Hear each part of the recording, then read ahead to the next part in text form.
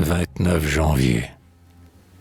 Triste d'une douleur austère, nos combattants, mornes, surpris, et leur front baissé vers la terre, viennent de rentrer dans Paris.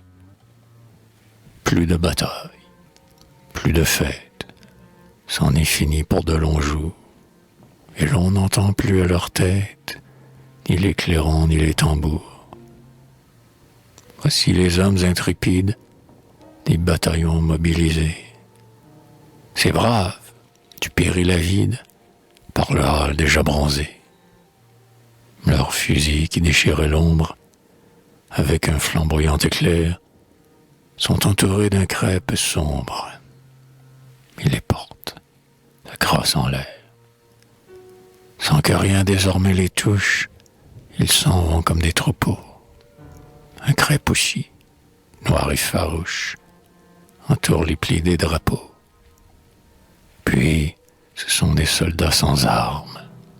Spectacle amer et douloureux, fait pour nous arracher des larmes, qui parlent à voix basse entre eux. Leurs officiers, comme aux parades, impassibles, marchent au pas, et, pensant à leurs camarades, qui trouvèrent de beaux trépas.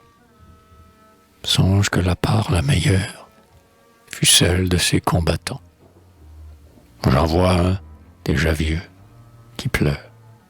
C'est un Africain du bon temps, athlétique et de haute taille, l'homme de bronze du devoir, une large balafre en taille, son dur visage, presque noir.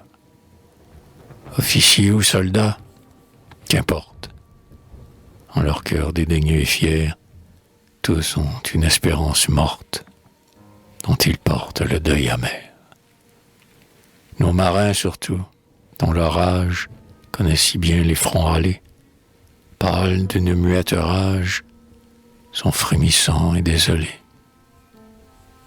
Ils promènent le regard vague, au loin, mornes, presque honteux, comme si le gouffre et ses vagues venaient de surgir devant eux.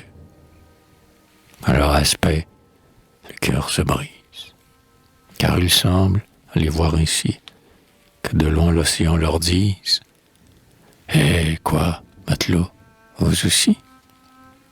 Et quand leur foule résignée, où s'amasse un âpre tourment, la voix de la mer indignée se plaigne douloureusement.